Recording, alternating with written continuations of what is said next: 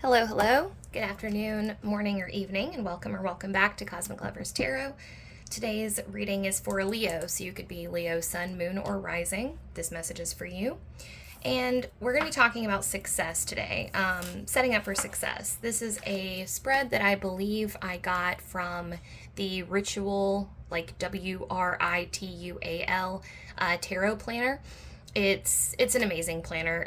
They give you a lot of spreads, and they actually give you like tarot stickers you can use. I'll link to it in the description box below. Actually, I will just jot that down because I have terrible memory, so I have to remember. Okay. Because yeah, I do recommend it. It's really nice. It's a nice scaffolding. All right. So again, we're going to be looking at your day as a whole, something to be mindful of, and then something to really embrace. So kind of 3 levels of awareness for setting up for success. This is a timeless tarot reading, so you could be at whatever day it is that you watch this video, that is the day that you were meant to find it, and that is the day that the message will be relevant. All right, before we get into it, let me just adjust my camera, make sure you can see everything. Okay. I'm going to pull an oracle card for you from a local deck. If you live in Mobile, Alabama, this is Ashley from a Chakras oracle deck. She's located downtown if you happen to be in Mobile, Alabama. But anyways, I think she also has this available online. I'm going to try to get in the habit of linking to all the decks I use in the description. And so that way, if you see something that you like, you can very easily just click the link and order it. Okay, so I'm going to pull you an oracle card. This is going to serve as kind of a vibe check. So I'm going to vibe check for, wow. Okay, this just flew right out. God's got a blessing with your name on it. Hell yeah. The irony that I said hell yeah on a God's got a blessing for you is not lost on me. As soon as I said that, I was like, oh wow, that was an odd way to phrase that. But yeah, this is awesome. And, given the fact that this card just flew out of the deck like that, I think that means that whatever this blessing is that's coming into your life, whether it is today or I get the sense it's a little more further out, maybe a week or 2 weeks, but it's going to be something that's going to happen suddenly. It's literally like an ace, like it's just going to fall from the sky, almost like with your name on it. Like, all right, Leo, there you go. Like I'm seeing this this blessing is like a gift, like very neatly wrapped, like a bow just for you, and it's just going to fall into your lap. You're not going to have to go looking for it. You're not going to have to go out of your way. It is just going to appear, and a lot of that is a celebration of you and a recognition of the hard work that you've put in, and specifically your ability to remain optimistic in difficult times, but not even like optimistic. There's this message that's coming through for you, Leo, that's like your guides and spirit, the universe want to let you know how much they appreciate you. Like, how people say like grin and bear it, or just like put on a happy face, get through it. Well, you have been doing that, but you've also been like deliberately working to keep your mood upbeat. So it's not a facade. You're not just like putting on a happy face. You're actually you've actually been working to adjust your mood, your mindset, so that you can be a better caregiver, or you don't want the people in your life to feel like they are burdens. So that's really awesome. 42 could be a significant number for you. It could be your age. It could be the age of someone that you're associated with. If this is the age of someone that you're associated with, this may be something that's relevant to your relationship. This also could indicate the date. So April 2nd could be significant for you. That could be a birthday. That could be a date that something happened. It could be the day that you met someone. It could be an anniversary. So just something to keep in mind. All right. And I guess I should point out, if you're watching this video late at night, then this will be for the next day. But if you're watching this video, like, I don't know, before 5 o'clock or something. If you're watching this video and there's still plenty of day left, then this video is about today. If you're, I'm going to say like, we'll cut it off at like 1 o'clock. So if it's 1 o'clock or earlier, this video is about today. If you're watching this video 1 o'clock after, it's about tomorrow. Oh, whoops. I almost forgot to put my amethyst oil on. You know, every tarot reader has their own unique set of strange rituals that they do to get ready for their readings. And mine is this, throwing some divine amethyst oil on. All right, let's get into it. This first deck I'm using is the Everyday Tarot deck. I have found this deck to be very, very good for practical matters. So something like this, you know, just this deck doesn't mince words. It gets right to the point. It is very straightforward, and I really appreciate that. If you are looking for a deck that is not going to give you a lot of flowery, kind of spiritual, woo-woo, mumbo-jumbo, kind of, this deck will not do that. This deck cuts straight to the whatever, you know, whatever needs to be said. And this deck is very good at giving you actionable steps to take to improve your life. So what can Leo expect for the day as a whole?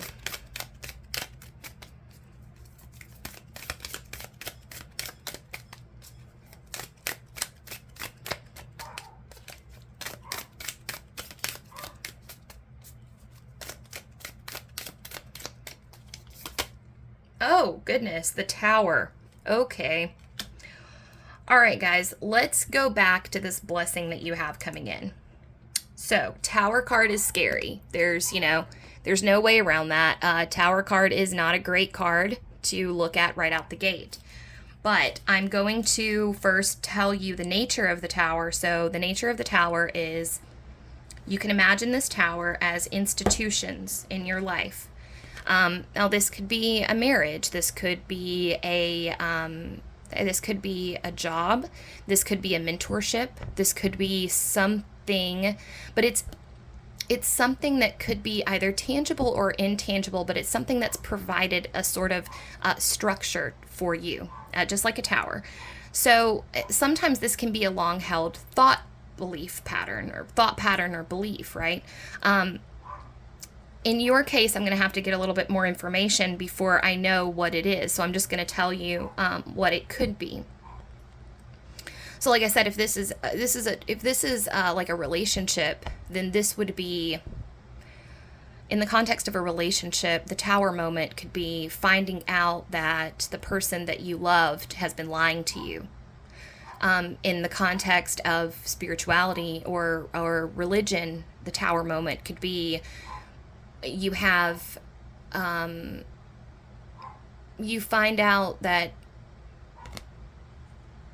a leader in the religion and the religious organization that you follow has done something despicable, you know?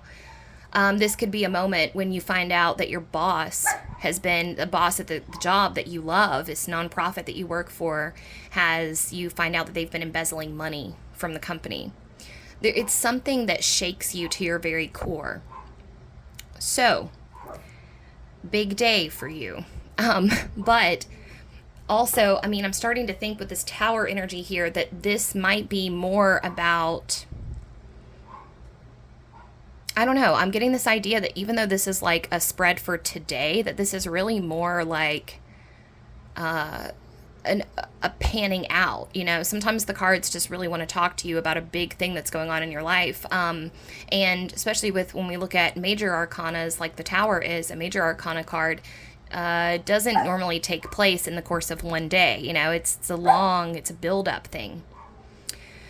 So we're going to get some more information here, but again, this is about a mindset or a perspective shift, a way of thinking that it's hard to swallow. It's not easy.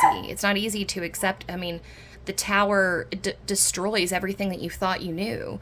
But the beauty of the Tower, and this in conjunction with this blessing, okay, is that couple things. First of all, the Tower always precedes the Star, directly precedes the Star, meaning that after the Tower moment is a burst of new hope, because ultimately the institution of the Tower wouldn't have fallen if it was stable and secure.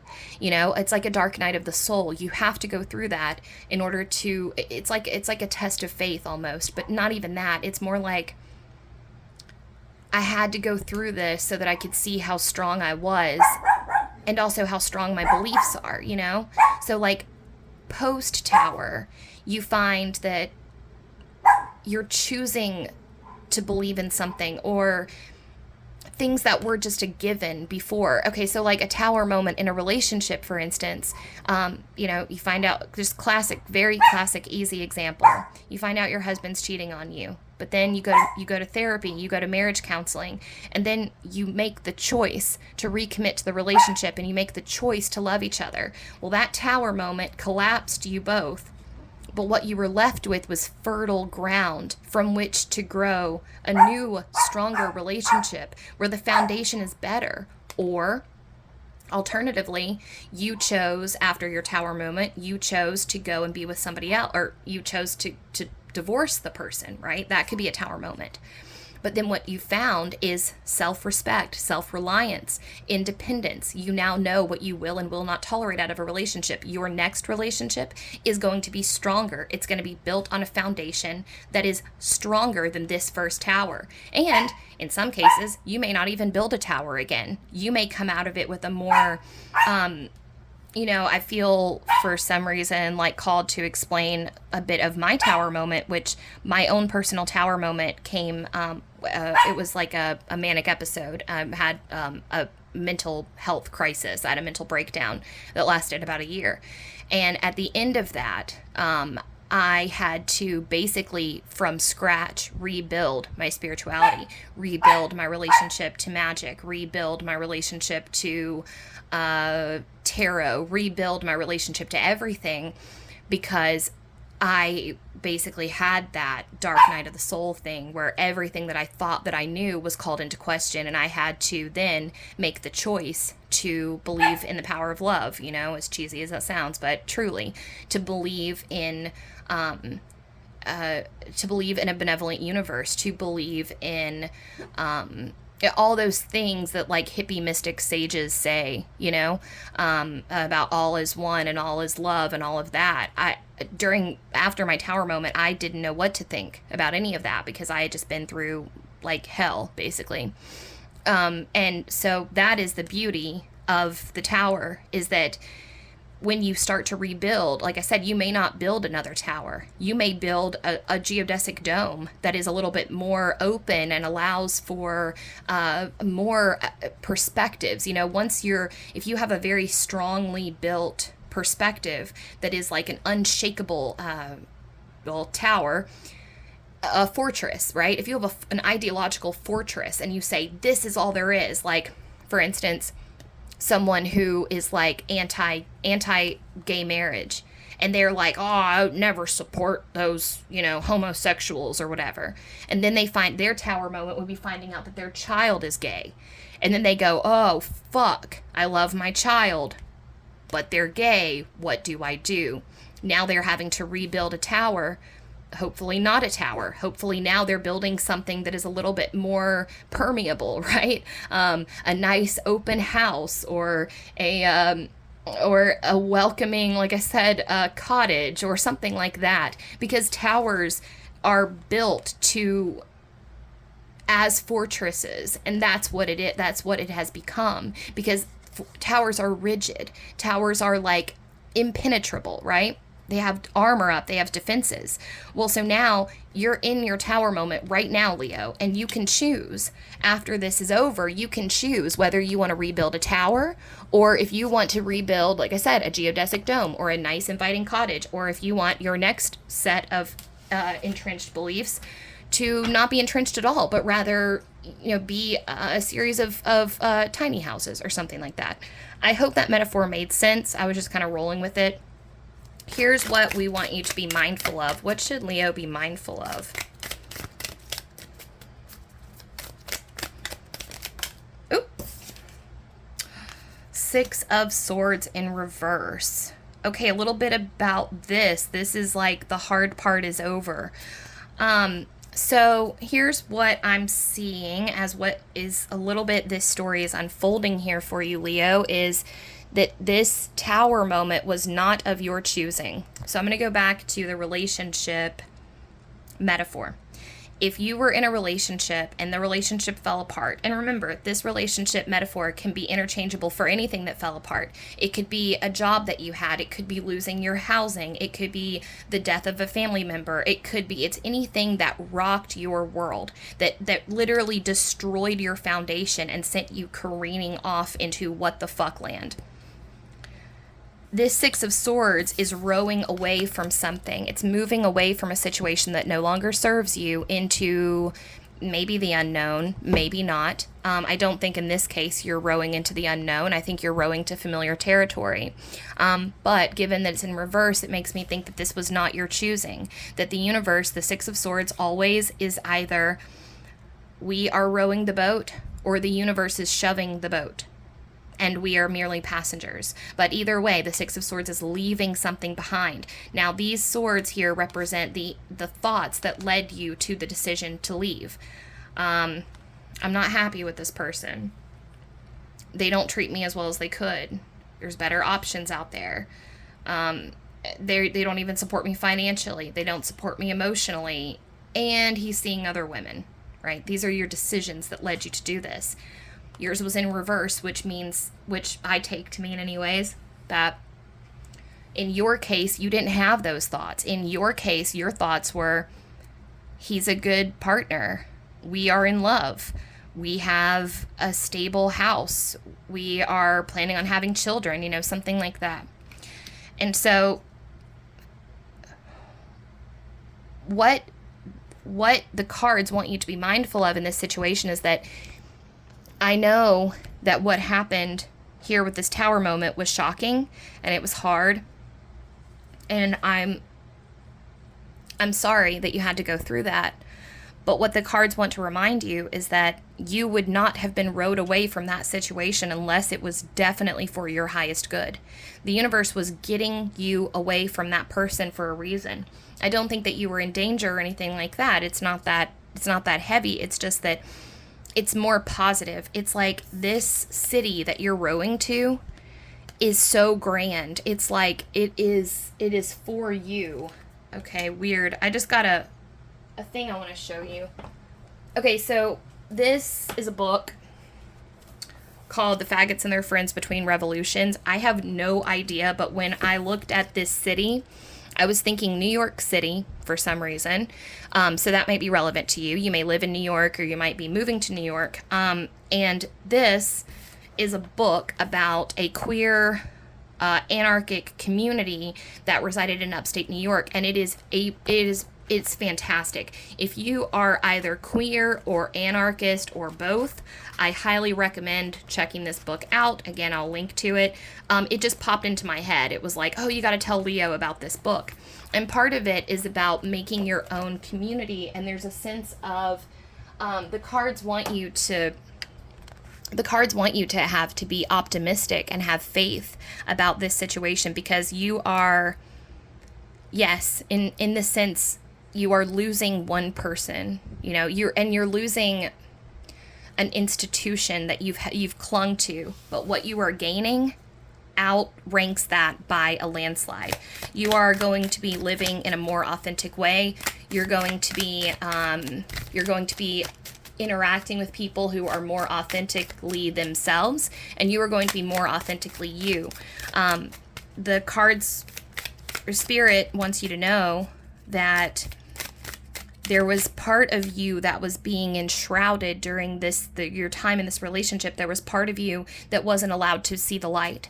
And it wasn't anyone's fault. It just was, when we are in relationship with people, often we mirror them, but even more so, we mirror their projection of us. If this was a person that you were in a long-standing relationship with, you have evolved, but you've evolved under the surface, and you need to be in a new place in order to let that evolution be shown. And this happens all the time. This is why, a lot of people are encouraged to leave where you grew up, leave your hometown, at least for a little bit, a year, because there are parts of yourself, and this, again, is no one's fault. It's just what happens when you have been a certain type of person for a long time. This is like if you're an addict and everybody sees you as an addict, they think you're an addict. Well, when you start to get sober, one of the best things you can do for yourself is to not interact with the people, places, things, and not only because of triggers, but because the way that people see you, the way that they think about you is relevant to your self-expression.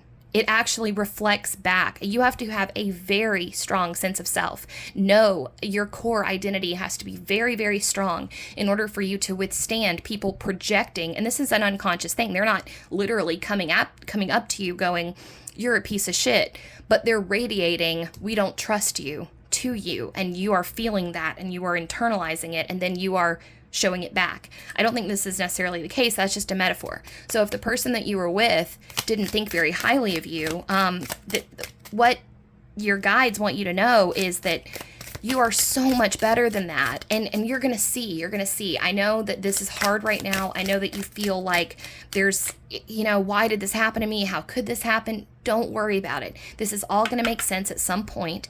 And just know that the next version of you that's coming out of this is going to be amazing, radiant. You're going to learn so much about yourself. There might be aspects of your sexuality that have not seen the light of day either. I'm seeing some gender exploration, meaning if you're a woman and you've never had sex with a woman, you might be they're just be on the lookout for new experiences and new things to come up, and allow yourself the opportunity to explore those things, if not in the physical, at least in the mind. Dream storming is something that just that beamed to me when I was doing a reading the other day. Dream storming, the opposite of not the opposite, but a different version of brainstorming. Dream storming, where you're just you're fantasizing. You're letting your fantasies run wild. Okay, what should we embrace? What should Leo embrace?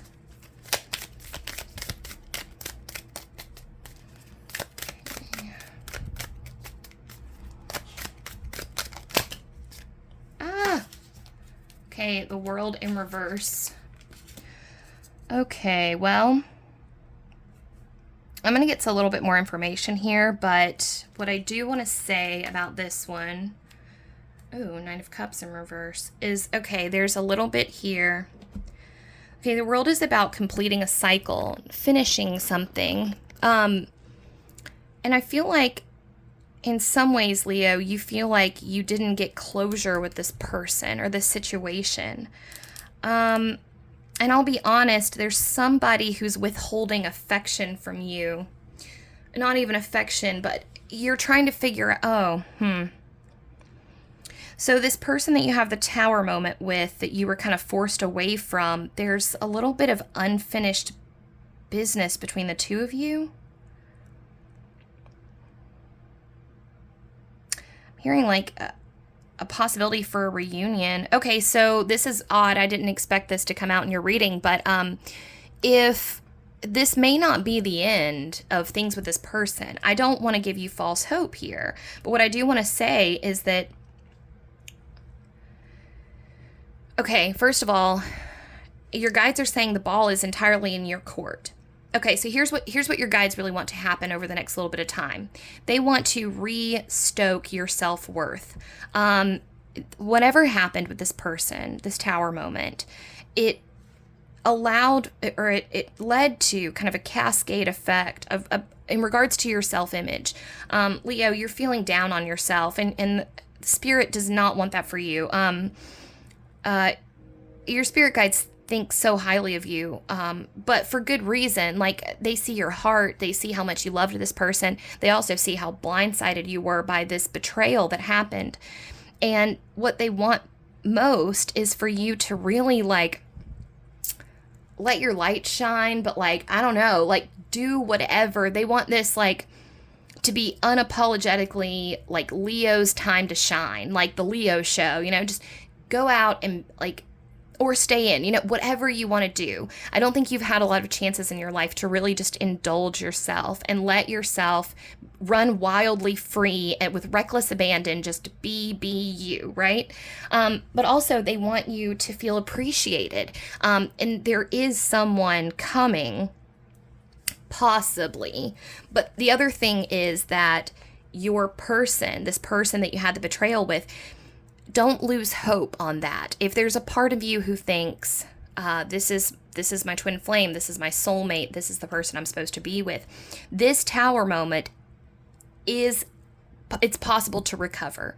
You were rode away for a reason. I'm actually getting pretty strong twin flame vibes from this, so this might actually be a twin flame connection. I'm not sure. I'm actually going to get some more cards and see what else we can uncover about this, but mostly what I want to tell you is you were rode away purposefully.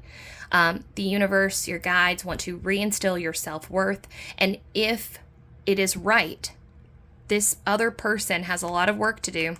See, this is them. They're withholding their affection. They're not Knight of Cups in reverse. They've got the cups, the water, the emotion is there. World in reverse. We've got unfinished business. Things aren't quite closed. Even though you both are at the end of a cycle, this is what makes me think it's a twin flame relationship, because twin flame relationships are cyclical. They go through seasons where it's like, one person, the runner and chaser dynamic, and that's what it feels like here, that you guys needed to have this cataclysmic situation that happened, and I hope that gives you some peace to know that this is all part of a plan, and it's going to be okay. All right, can I get clarification on the tower, please? Clarification on the tower. I'm just going to get some quick clarification here to see if we have any more messages that want to shine through. And then I will read you your oracle card from the actual oracle book. And then I'll let you go. Okay. Okay, Empress in reverse. Yeah, so your guides want to point out that the way that this situation was handled was very cold. Your person, the person with the betrayal, the betraying person, is unable, this Knight of Cups in reverse, they are not able to show the emotion to you that they need to convey. I feel like with this Empress in reverse, it's like Empress is a nurturing energy. It's like it wants to come forth. It wants to comfort. It wants to hug. It wants to nurture. It wants to console. But it's not. It's blocked for some reason. And like one of the saddest elements of this that your guides are regretful about is that you've had to go through this largely alone.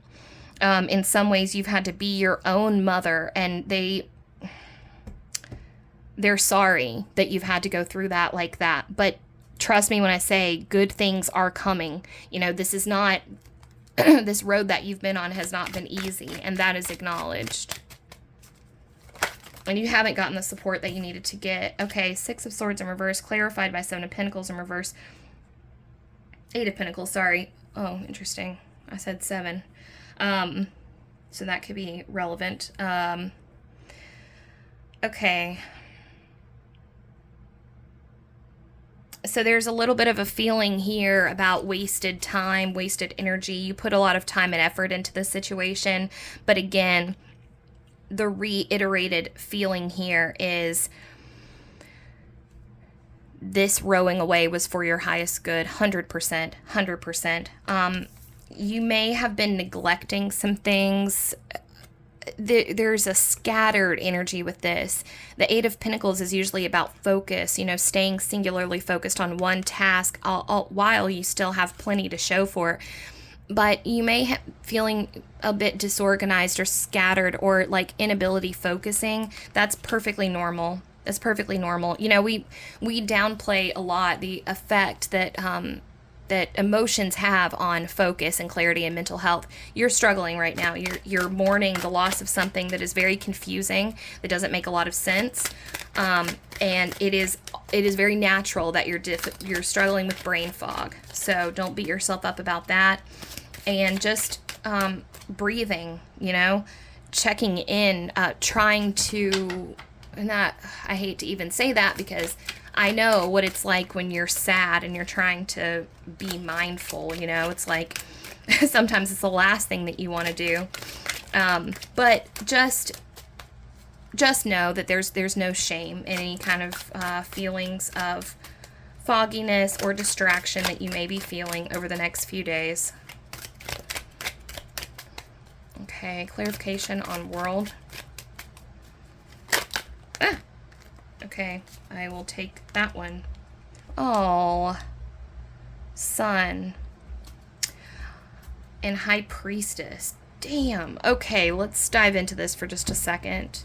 So, Sun clarifying world in reverse. Yeah, guys, I can't believe I'm even saying this, because I rarely do I see readings like this come through, but I'm almost positive that this is not the end of the road for you and this person. They are the Knight of Cups. They have feelings for you. They have strong feelings for you. They want to come forward with them, but man, y'all, I'm 99% positive this is a twin flame. My reasoning for that is we've got so much love showing in these cards. We've got the sun being the sun shining on your relationship, the sun radiant, the sun bliss, the sun ecstasy. Like, the sun is also one of my classic soulmate cards, but the High Priestess being inner world, inner magic, inner mystery. But see, that's the thing, is like, okay, we're just gonna have to call it like I see it. I do believe this is a twin flame relationship. Mostly because of, like I said, this love. There's so much love in your cards, but it's blocked. And the only reason I can think of that would be, and I guess I should just go ahead and say, like, it doesn't necessarily have to be a twin flame relationship, but it is helpful to kind of use because I know people are like, oh, like, why do you have to put a label on everything? But in my mind, the way I see it, when you're dealing with a situation that makes very little sense, it's kind of like, mental health diagnoses are tricky at best. I personally have been diagnosed with, I've had 5 different diagnoses over the course of my life. Depression, anxiety, ADHD, a borderline personality disorder, and bipolar, and complex PTSD maybe. Anyways, definitely those 4. I think I self-diagnosed the other 2. But anyways, point being, it can be, when you over-identify with the label, it can be problematic.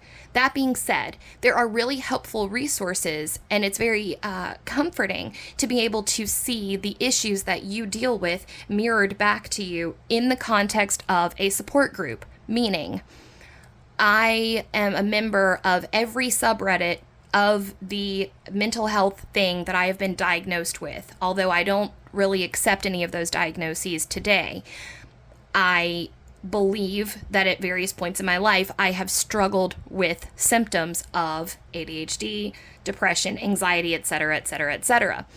What I'd like to do is look at that as a map of symptoms and less a label that you slap on me. You are attention deficit. No, I have difficulties in my life that resemble those with people with ADHD, okay? That's just me personally. I feel similarly about the twin flame soulmate. Is it a karmic? Is it a, whatever? It is a label, but it can be helpful if your relationship follows a certain pattern. Labels exist for a reason, because we're pattern spotting creatures. When we see a pattern, we like to say that's what that is, and it helps us be able to name it and identify it, and then see and then connect with people who are also dealing with the same thing. The reason I feel like this is a twin flame relationship is because twin flame relationships don't make a lot of sense. That's because they are guided by a bigger purpose. In this situation, the sun. This is what this represents. The universe, the spirit guides, the angels are up here going, yes, these two people love each other. Yes, they want to be together on some level, but they can't because there are blocks, and there's blocks like all over this reading, which is why it makes me think that that's what you have, that's what you're experiencing right now. You're also encouraged, though, to kind of play around with this high priestess here, to kind of play around with some of the other like cool phenomenon associated with a twin flame relationship. You might want to try dream incubation, for instance, or asking for signs, or even working on telepathy, or working on, you know, other facets of this to maybe help you cope, you know, with this separation phase that you are kind of moving into. Other than that, yeah, I think we hit on everything. This is for your highest good, more than likely a twin flame relationship. Play around with dream work and kind of psychic stuff if you want to. You probably have, if you've been experiencing some anxiety lately, or actually, so usually if it is a twin flame relationship, several things tend to happen at once in a twin flame connection. You have an upsurge of psychic powers or spiritual awakening, spiritual emergence, and then you also usually have a separation from your twin at the same time. So if you two are currently separated and you've been feeling like you've been having weird experiences, you're seeing angel numbers, synchronicities, you're feeling a little bit altered, kind of like you're tripping, maybe lightly tripping, or you're having lucid dreams, or you're experiencing, you're hearing voices, or you're having, anyways, any of those things, you might benefit from learning about psychic training, you know, reading some books about, I don't know, whichever direction you want to go, you know, maybe playing around a little bit with lucid dreaming, maybe playing around a bit, like I said, with dream incubation, or maybe just starting with a meditation practice and seeing where that takes you. But getting curious and really exploring your inner world during this time. You know, if this is a twin flame connection, then the best thing you can do is focus on yourself, you know, and just kind of ride it out. But I want you to know, when you leave this reading, I want you to know that the love is there. The love is there, and it is not the fault of the person. It's not the fault of you. It's not the fault of anyone that love cannot be expressed. It's because you have taken on a challenge in this incarnation, in this lifetime. You have accepted a challenge, and or you were given a challenge, and your challenge, you know, is to ride this out for a higher purpose. And there's really good stuff in the future for you with this blessing. So now I'm going to read you from the Oracle deck. We're going to close out with this. Number 42. God's got a blessing with your name on it. You've got some blessings on the way. Now is the time to make room for these blessings. Out with the old, in with the new. Stay in expectancy, stay in gratitude. So, yep, we had to clear out some space for this new stuff to come in.